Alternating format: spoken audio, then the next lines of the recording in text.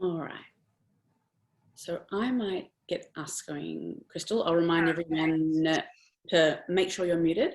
And I'll start by saying hi, everyone, and welcome. I'm Amie Kaufman. I'm a YA author. I'm the author of Illuminae and Aurora Rising, and most recently, The Other Side of the Sky. And tonight I am coming to you from Boonwurrung Land down here in Melbourne, which is part of the Kulin Nation. And I am very excited to welcome Krystal Sutherland, who is coming to us all the way from London, though she is in fact an Aussie. So Krystal's novels, Our Chemical Hearts, a semi-definitive list of worst nightmares, which I think takes out the prize for best all-time title, and the rest of us can go home, honestly. And now House of Hollow are published in over 20 countries. Chemical Hearts was also made into a movie, and we're going to talk about that as well a little bit later on because it's fun and exciting. Krystal was an executive producer. And her latest novel, House of Hollow, which we are here to celebrate, she's turned her hand from these contemporary novels to a dark, twisty, gothic fantasy that lives just one doorway away from our own world. I absolutely loved this book. It was one of those amazing, rare experiences you have where you didn't know you were looking for it until you started reading it and couldn't stop. You know, it quite fittingly kind of filled a hole in my heart I didn't know was there until I found it. It is lush, it is scary, it is full of beautiful detail and the kind of writing that makes the rest of us want to throw our laptops out a window. And I don't know, I think anyone who's read it will know what I mean when I say that this book is to writing kind of like a hand-embroidered couture gown is to fashion. Every bit is there to serve a purpose, and it's intricate, but it's perfect. So Krystal, I'm very excited to grill you today. I have a lot of questions. That may be the best introduction I have ever gotten. My ego feels 10 times larger. Nice. Thank you so much. Thank you so much for chatting to me. And I'm so thrilled that you enjoyed House of Hollow. It's the book of my heart. It's the book I've been trying to write for 10 years, you know, so it's so lovely to hear people are enjoying it. It's going to be one of the ones that I buy to give to everyone for Christmas this year, for sure. But I know it's just out, so yeah. I thought we should start with the basics, which is, do you want to give us the quick description of, for those who haven't read it, what's it about? Absolutely, yeah. So House of Hollow, as you can see, displayed here behind me, conveniently. It is about the three Hollow sisters who, when they were children, they went missing for a month. They disappeared off a street in Scotland on New Year's Eve, and no one knew where they had gone or what had happened to them, and everyone kind of suspected the worst. However, a month later, they reappeared as quickly as they had vanished, but they came back ever so slightly different. So their hair changed color, their eyes changed color, and they each had a small scar at the base of their throats. But their parents were so happy to have them back. They went home, back to London, and then we kind of flash forward 10 years, and Iris, the youngest sister, is our protagonist, and she's just trying to kind of finish high school and lead a normal life, which is somewhat difficult to do in the shadow of her two older sisters, who are these kind of larger than life, wild, famous, very kind of intoxicating women. So the eldest sister, Gray, is a supermodel and fashion designer, and she has a house called House of Hollow, which is her design house. And the middle sister, Vivi, is this kind of rock star, underground, grunge character who plays in the ruined bars of Budapest. And the story kind of really kicks off when the eldest sister, Gray, goes missing for a second time. And Iris and Vivi have to team up to kind of follow the clues that she left behind to try and figure out what happened to them when they were children, so they can find and save Gray in the present. Yeah, perfect. So it is, pun intended. I've started saying pun intended because I recently said no pun intended, and someone said to me, you should always intend them. So now I do, but pun intended, it's a story that's very much rooted in our world. You know, it's set in London now, Yes. But it is not, a contemporary novel like your others. It is not only set in the here and now. So, you said earlier, this is the novel you've been trying to write for 10 years. So this is obviously not a new idea to you to sort of take that left turn and head into something different. But do you remember the spark? Do you remember the moment when this story in particular began to come together? I do, strangely enough. So with my other 2 published books, they kind of came together much more slowly, and the idea was brewing for a lot longer before I even realized that I was kind of returning again and again to these images or these characters and wanting to write about them. But with House of Hollow, my inspiration is like a moment on a day, and I remember where I was and what I was doing. So I just finished Nightmares, and I was kind of looking for my next project, and I had all these ideas kind of swirling around about what I wanted to focus on, but they were all quite disparate. So I knew I wanted to write about sisters because I'm one of 3 girls. I weirdly knew I wanted there to be a forest in it. I was like, sisters in a forest. That was kind of what I was working with at the beginning. And then I was in Sri Lanka on a family trip. My partner's family is from there, and we were kind of doing my first tour of Sri Lanka to get to know the country. And we went to the ancient capital, Anuradhapura, and it's a ruined city now. And so you kind of get out of the car and you walk around these amazing ruins that are just scattered all through forests and fields, and it's so beautiful. And we kept coming across these doors, so basically these kind of stone archways where everything else had crumbled away into the forest. Yeah. And it was just, as far as the eye could see, you could see these little doors scattered through the trees and overgrown with vines and grass and greenery. And to me, they kind of felt the same way that fairy circles feel when you're in a woods and there's a ring of mushrooms, and you're kind of drawn to them, but you also know that you probably shouldn't step inside because and like your sensible brain knows that you could definitely do it and it would be fine because it's just mushrooms, right? Yeah. It's just a door, and then the little part that lives right back here, it knows better. Some kind of ancient part of the brain was like, do not step through these doors. You may end up somewhere unexpected. Right. And then that was the catalyst. And I was on my phone. As soon as we got back into the car, I was on my phone taking notes, like 3 sisters, forest, doors, and it just kind of spiraled from there. That was the moment. But I had been trying to write something like where the supernatural brushes against our world. I think that's really what I loved reading when I was a teenager. Yeah. And also when I started out writing as well. So Chemical Hearts is my first published book, but I had written 3 manuscripts before that one, and they were all very much in the same vein as House of Hollow. Right. So this is home in a lot of ways. Yeah.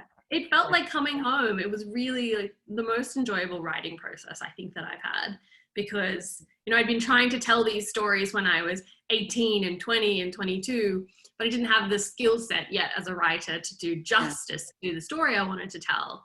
And so I always felt frustrated, and I felt like I was really falling short of what I was trying to achieve. Yeah. And now, flash forward 10 years, and I've written a couple of books, and I feel much more confident as a writer, and I know what I'm doing to a certain extent. I mean, I still don't know how to write a book, but no, sure, no one does though. That's different. Yeah. It was so nice to return back to my original love, and feel like I could do it justice now. That's so, I mean, I know exactly what you mean. I'm currently working on a book that I have been trying to write since 2013, and I've had to repeatedly put it away because I wasn't good enough yet, and I knew that. And what's really funny is I just found the notes the other day from 2013, and the story that I'm outlining there is almost identical to where I have now ended up after all of the stops I've made along the way. So it turns out I always knew what it needed to be. I just couldn't do it yet. And you don't know why. You just know you can't. It's about confidence in yourself as well as a writer. I think that is part of your tool set too. Definitely. And I didn't have that. I just didn't know how to push myself through the weeds of it back then.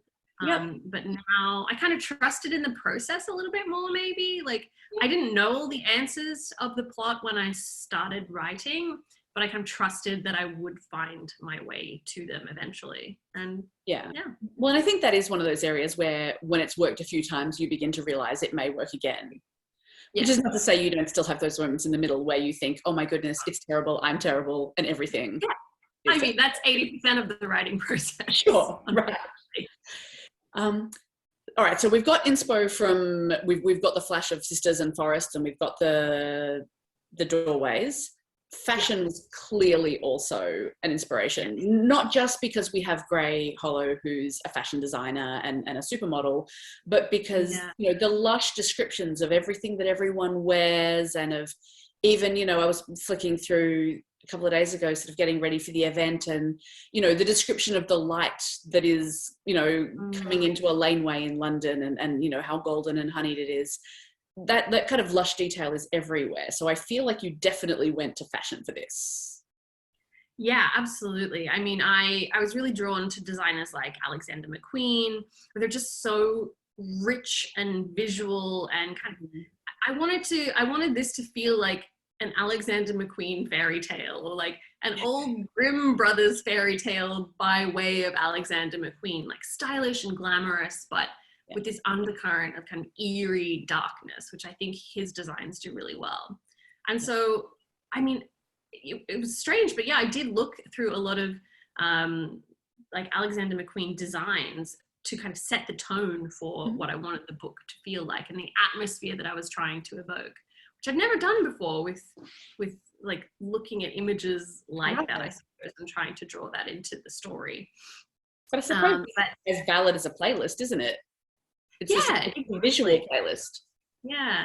And I ended up, in terms of like trying to capture an atmosphere, I ended up having this master document on my iPad where I would jot down notes. And I had these particular words that I was drawn to for this story. And I think they were like smoke and earth and rot and perfume. It's about 5 or 6 of them. And then I would have all these little offshoots from those words where they were like words that were associated with that thing, or words that evoked that thing for me, just like these big cloud word bubbles. And that is what I would return to when I felt like I'd kind of lost the thread of atmosphere or plot. I would come back to that and try and remember what I was trying to do. And one of them was kind of describing fabric, different kinds of fabric, like these luscious descriptions of like velvet and lace, which all just feel very evocative to me. I wanted it to feel very tactile and to feel very sensual, the writing. So I mean, it very much does. And I think like it's a difficult balancing act, because when you look at someone like Alexander McQueen, there are a lot of like, often like Alexander McQueen stuff is quite busy. There's a lot happening. And there are lots of other designers, I think, who a lot is happening and it's not in a good way. But if everything has its correct job, then you can have a lot. It doesn't have to be stripped back or minimalist. It can be.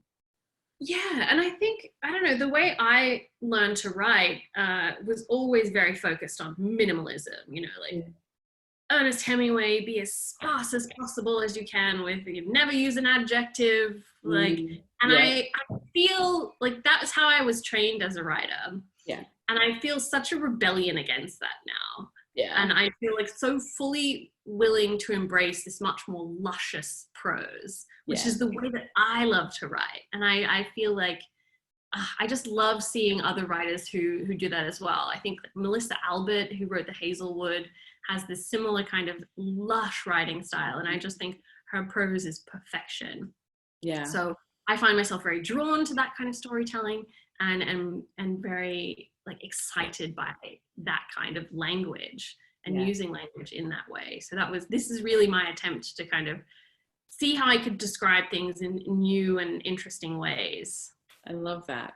Yeah, I mean, you can certainly see the results on the page. Thank you. I also want to ask about place, because I mean, place is very present in this book, you know, whether it's, you know, the family home or the various apartments that Gray Hollow has, or, you know, the streets of London, or, you know, the parks or wherever. There's a very very strong sense of where you are in the book. Mm. Whereas, you know, and I probably notice it's something I always have to tackle in my own books in revision, is that I don't tend to, you know, give a lot of detail about where we are. But if someone asks me, I know. I just apparently don't see fit to write it on the page the first time when I'm drafting. I know that you have moved around a lot. I am guessing you must have been in London for at least part of the writing of this. Absolutely. And I think that's why it feels so rooted in place, is that I arrived in London and I had only written the first kind of 20,000, 30,000 words of the story by that point. And then I'd never written a book before that was so rooted in a real place. So Chemical Hearts and Worst Nightmares are kind of fictionalized town somewhere in the world. And place is very much just a backdrop in those stories. It's not at the forefront. It's not this like character in and of itself. And I knew for this one, because it was rooted in London and in this real place, that it was an opportunity for me, especially as someone who hadn't lived in London before, to explore this new city and kind of take my experiences and put them directly onto the page. Pretty much every tube ride, every restaurant that they go to, every bar, everything that's mentioned in the book that is a real place, I went there and I walked that path and I took that train and I, you know, took descriptions down as I was traveling about the way things smelled or looked or how hot it was or what it sounded like. And I thoroughly enjoyed just that very kind of sensual experience of being in that place that you're writing about and being able to see what your characters see. It was, I am looking forward actually to setting another book in London just to have that same kind of tactile experience as a writer. Yeah, I mean, I feel like there's got to be something in there. I feel like perhaps one of our audience doesn't have themselves muted, if I can get everyone to quickly check. I feel like there's got to be something in there about a tax deduction as well. I mean, you're researching, but you don't want to go to the restaurant. Exactly. Everything's a tax write-off if you're researching, right? Yeah. Well, and I think there is something interesting in there, though, about being the newcomer to London. You know, even if you've visited before, it's, you know, when we go somewhere new, we see it with different eyes to the locals. We notice things, we notice textures, we notice changes. I don't know if you feel the same way, but a lot of Australians that I've talked to, especially people who didn't necessarily travel much outside of Australia when they were growing up, London almost has this character that you hear about or you see in movies, like this very like ancient city filled with magic. And so for me, I wanted to capture the London of my imagination when I was a child, this place where you can just walk around a corner and maybe fall through a door and end up somewhere else. So that it was a little bit of like trying to capture London as I was experiencing it, but also this London as an idea of this ancient magical city. I love that. Yeah, no, I mean, now you're saying that, I did have that. And I think that might be one of the reasons another of my recent favorites is Garth Nix's Left-Handed Booksellers of London. And I think it's because it also speaks to that London of our imaginations, where you know magic is just happening around the corner. I love that. So the book feels very deliberate. You know, I said it feels like couture. It feels like a hand-embroidered gown where everything has been put in place very, very carefully. But I suspect the difference is that when you are creating one of these gowns, you really get one go.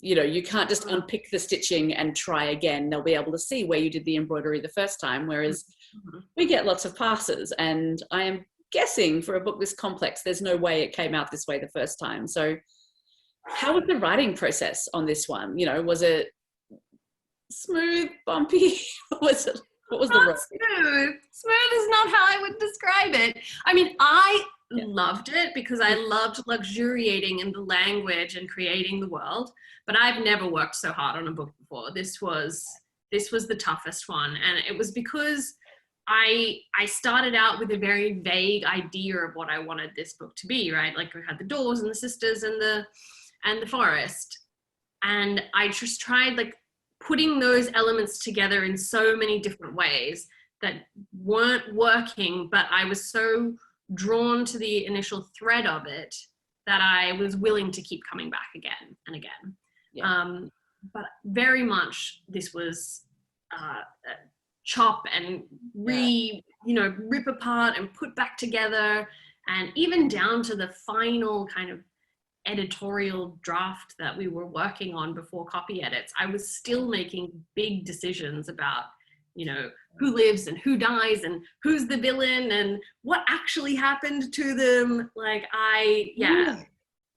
but I liked it because I've never gone into a story before where I've been so willing to change big plot points and not just kind of like grasping onto what the story needs to be, but rather like willing to chop off the half of it and rewrite the entire thing. And I think that served me really well with this one. There's power in that. There's a lot of power in being really unafraid to just chop. Yeah, and I usually I would have a bit more kind of plot in mind when I was going into a story, and with this one I kind of tried to plot the emotions more so than the actual plot points. Like, what do I want people to feel as they move through the story? And then the plot kind of began to hang over those points of like heightened or lowered emotion, which was also a fun way to structure it, because I'd never done anything like that before. But that also made me much more open to changing plot points and changing characters and changing motivations. Right, because they were never the central thing. It was the how is the reader feeling at this moment? Yeah. This very thoughtful expression I've got is me solving a plot problem while you're talking, going, that's what I need to say. I'm literally sneakily taking a note, so I don't forget by the end of the conversation. So what are your writing days generally like? Are you a night owl? Are you a morning person? I'll tell you my ideal day, which does not happen very often. But when I'm really trying, this is how it goes. I'm definitely the most productive in the morning. I love to wake up, especially before sunrise. So it's kind of easier in winter in London because sunrise isn't until 9 o'clock. So, so I tend to, on a really good writing day, I'll be up at 6:30. I'll have the house to myself. I kind of like to keep everything dark and quiet, make myself a cup of tea, turn on some fairy lights or a candle or something, just very like dark and cozy. And then try and write as much as I can before the sun comes up and before the day begins and before the world starts to leak in. So I don't check my email, I don't check my socials. It's just about me and the page. So I can usually get about 1,000 words written in a couple of hours, maybe 2.5 hours. And then as soon as the sun rises, I'm like a vampire. Sun comes up and suddenly I have breakfast and then I check my email and then suddenly it's like 4 p.m. and that like perfect little seed that I did in the beginning, it can take me the entire rest of the day to write another 500 words. So I really need to kind of like front load with my word count. But this is when I'm drafting. I think things look very different when you're editing. But I actually love the drafting process. I love the empty page and the exploration of it. And so it's probably one of my favorite parts of the writing process. And so I'm very, very happy to be there in the mornings and just kind of like seeing what arrives. But I try to people are mad. I don't understand them at all. I love drafting and being like, who's really going to nail this problem? Future Amie. She's going to. Well, no one can tell you that you're wrong yet when you're drafting. You're just like, everything is valid. Everything sticks. Let's put it all in. It's great. True. It's true. And then I tend to have a little think in the evenings, usually like just before I go to bed or even while I'm falling asleep, like what can I write the next day? And then I wake up kind of with some ideas and go back to the page. But I kind of have to feed myself inspiration after my writing sessions too. So I love to read while I'm writing. I know some people don't like reading while they're drafting, but for me, it's about like what goes out must come back in. Yeah. So I'm like draining out the words, and I have to put words back into my brain, like to remind myself how to write a sentence. So I love reading and listening to music whilst like walking, or once upon a time when I used to catch public transport pre-pandemic, I would just like get on a bus and listen to music for half an hour, and that would, like, things would just fall in. Absolutely.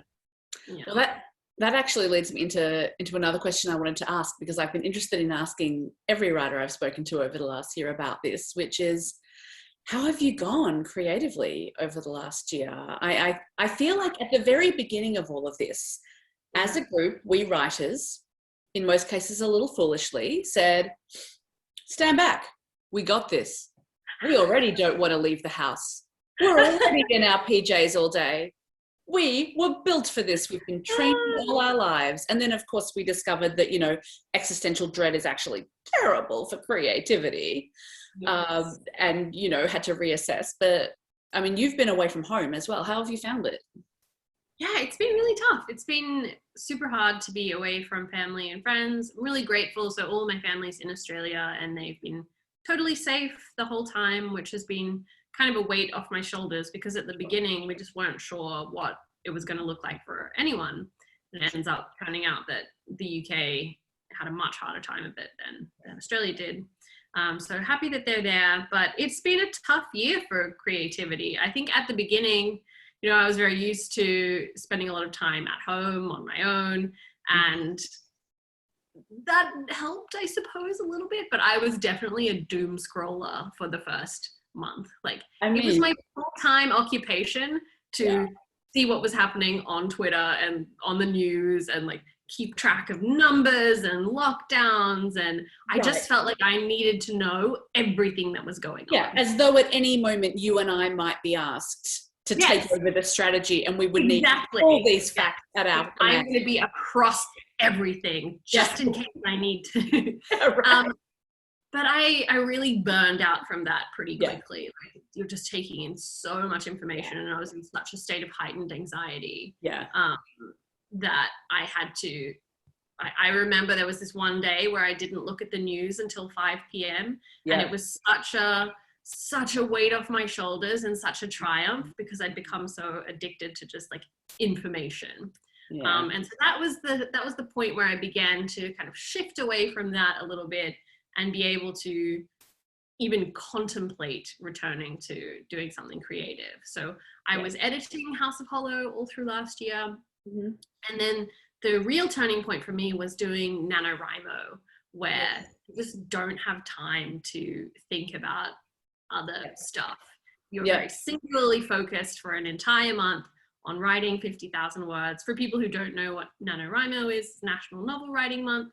It's a whole huge online community comes together. And you all write 50,000 words in the month of November. And it's an excuse to, what's the motto? 30 days and 30 nights of literary madness. Yes. The whole point is too much caffeine, never enough pajamas, go, go, go. Yes, absolutely. And it was tough. Again, I mean, Nano is always tough.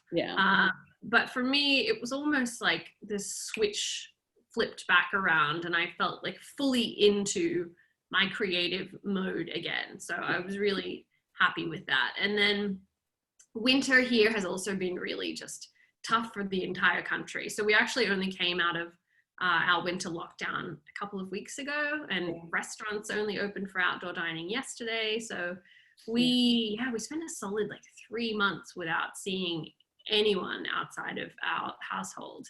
And I don't know, it just doesn't really feed the creative soul to be trapped inside in the cold and the dark. And so I'm looking forward to this year, and I'm feeling much brighter and happier already now that spring is here and a bit more sunshine, and vaccines are happening, and I think I'm much more hopeful and feeling much more inspired now. Which is fantastic. Now, I have a few more questions, but I'm going to remind everyone that I have a little room left at the end for Q&A. If any of you have a question, just pop it in the chat box. If you're on your laptops, what you do is you look down the bottom and across the bottom bar, you'll see the word chat, and you can type in there and I'll keep an eye on it if you've got a question. But for now, you touched on this very briefly earlier. You said you knew you wanted to write about sisters. And I wanted to ask you about it because, I mean, it's woven right through the entire book, is what it means to be a sister. How far would you go for your sister? You know, what are your obligations to your sisters? What should you do for them? So I wanted to ask you to reflect a little bit on, you know, were there questions you were asking yourself, or were there themes you wanted to explore around sisterhood? Yeah, well, I'm one of 3 girls, so I did want to kind of explore that relationship, this kind of intense and frustrating and wonderful relationship that you have with these people who really, they are the only people who see and understand the world in a very similar way to you, because you know, you're usually like genetically connected, you grew up in the same household, you have these same kind of like foundational memories. What does it mean to be that close to someone, but they're still an individual who is capable of having secrets, of doing terrible things, of, you know, being monstrous? And then how do you square that away with your intense love for them? So that was where I kind of started off. I started off with my own sisters, and there are so many like of the little memories that Iris talks about with her sisters that are drawn directly from my childhood. So when I was growing up, I'm the eldest, but I was the one who was afraid of the dark until I was, you know, a teenager. So, you know, I would be 12 years old and I would wake up in the dark and be terrified.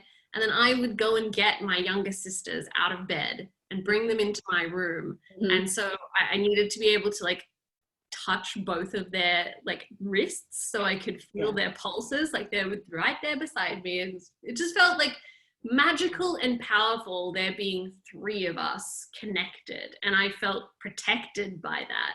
I probably watched too much Charmed while I was growing up, which is define too much. Is there such a thing? And so I did want to capture some of those like sweet and moments that you have with your siblings, and then this sense of protection and this sense of, you know, deep love no matter what they do or who they are. So that was kind of what I was going for there. I know one of the little memories we see in the book is that when Iris was little, Gray read her The Chronicles of Narnia. And when I read that, I wondered if that was one of yours as well. I think my sisters and I really bonded over books when we were growing up. We were all bookworms. You know, you would walk into our rooms and just find the 3 of us hanging out reading. And that's something that we've really shared still now that we're grown-ups. I know my sisters, they live in Queensland, but they have their own little book club. So they read a book every month and then they discuss it together. I've not been invited, don't know why.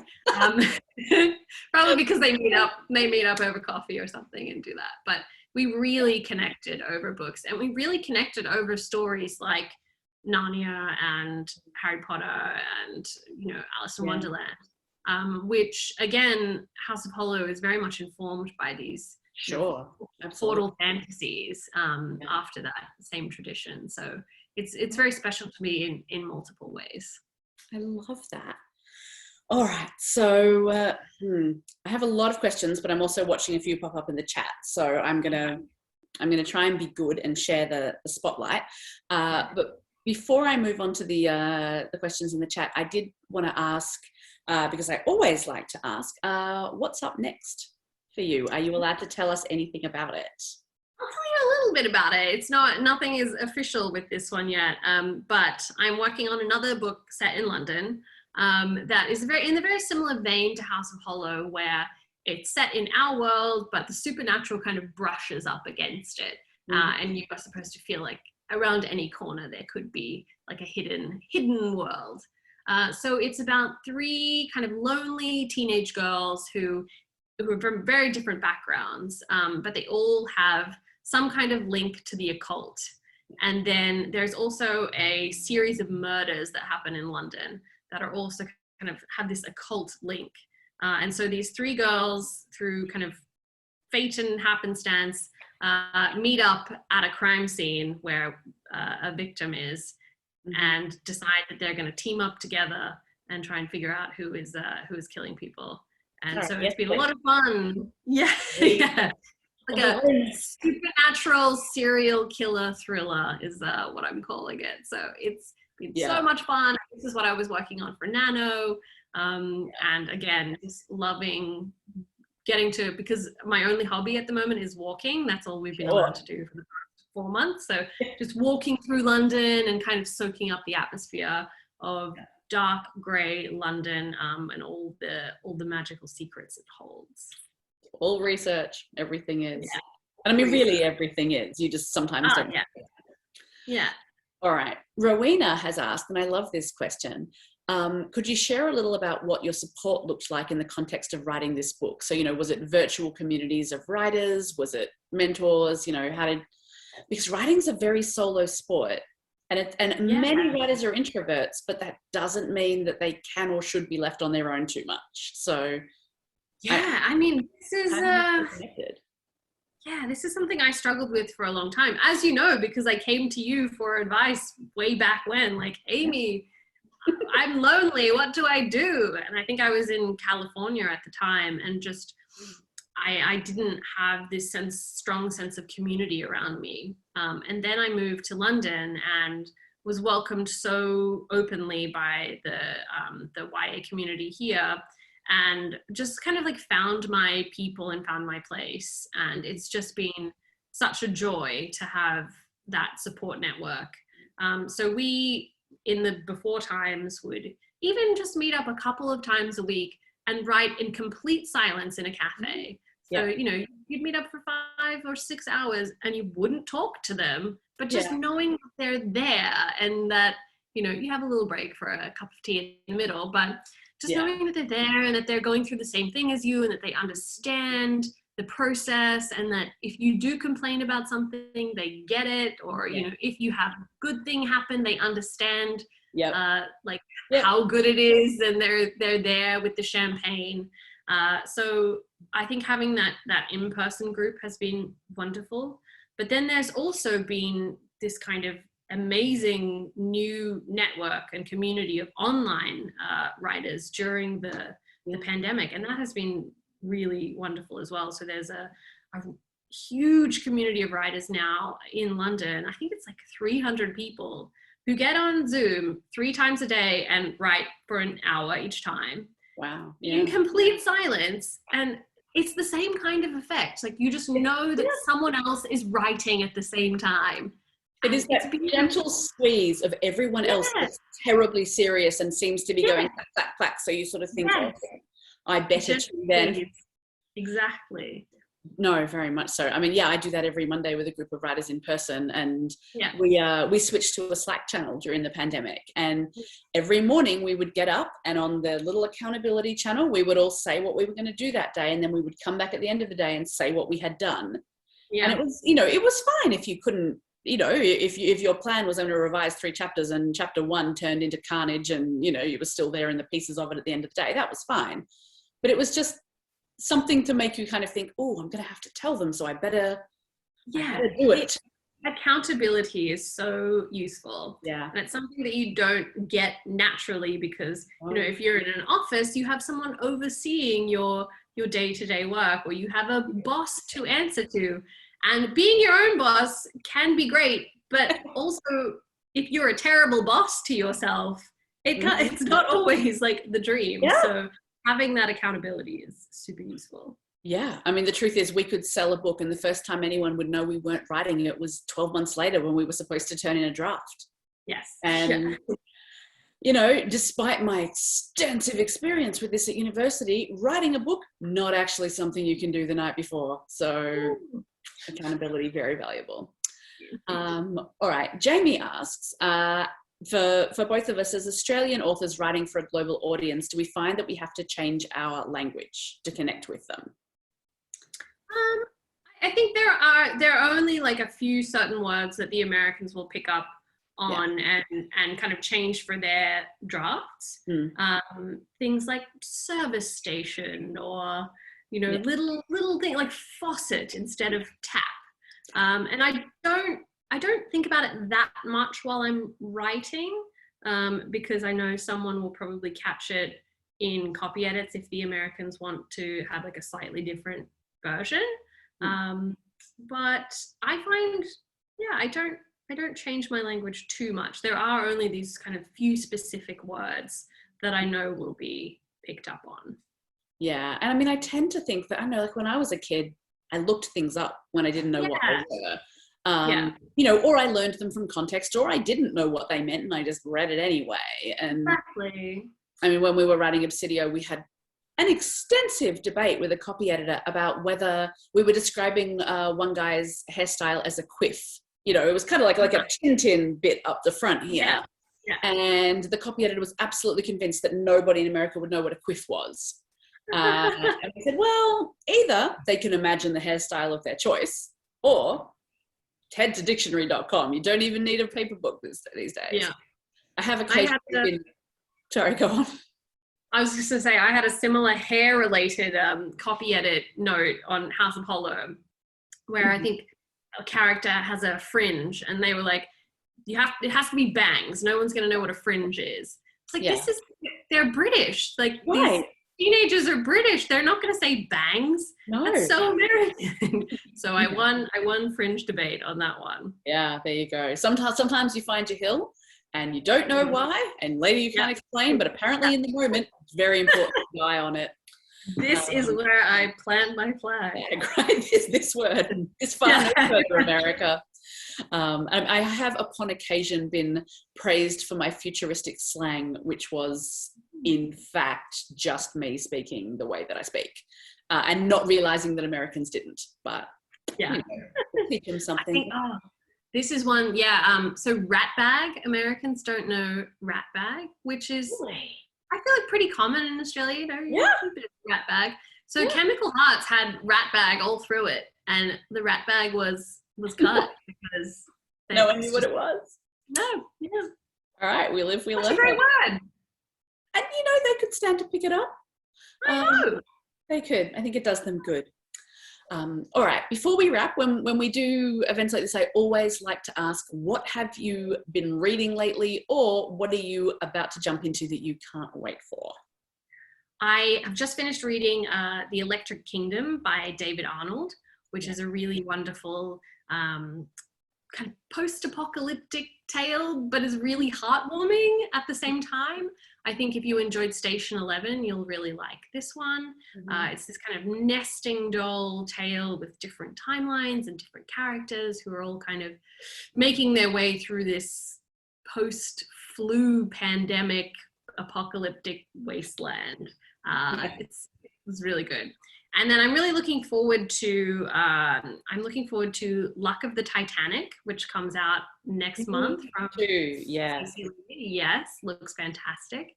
And then later on in the year, and I'm about to read an arc of this, looking forward to Beasts of Prey by Ayana Gray, which the cover just looks so lush and the description sounds fantastic. So those are high on my watch list at the moment. Yeah. And if readers are wondering, yes, we judge books by their cover as well. Definitely. We are not immune. All right. Where can people find you on social media if they would like to follow you? Definitely. Instagram's probably the best place. KM_Sutherland is where you can find me there. And then I have just started a TikTok as well. Not much content available yet, but I think I'm at Krystal_Sutherland on TikTok. And then my website's krystalsutherland.com. So you could track me down pretty easily. Okay, fantastic. Well, I'm going to close, as I always do, by reminding everyone who's attending that the good staff at Kinekunya have gone out of their way to put up this event for us. It's they don't get paid to do it. They're here out of the love of their hearts. And one way that we can repay them is by shopping through Kino and through all of our local independent bookstores. If you loved House of Hollow, they will tell you what you can read next. If you need House of Hollow, they can hook you up with a copy. But now and more than ever, they need our support, so you will never go wrong popping either into your local indie or hitting the Kino website online. So I hope you will. For now, Krystal, we're going to release you into, well, I guess the useless part of your day. The sun is up. You probably won't get anything done, but we'll set you free anyway. Thank you. I'm all drained of my creative energy, so today's going to be a write-off. Yeah, no, you've done an event. Just go make a cup of tea and relax now. It was really lovely to see your face, my friend. And thank you to all our audience for coming. Yeah, thank you so much for having us, Kino, and thank you, Amie, for hosting. Pleasure as always. All right. Good night, everybody. Bye.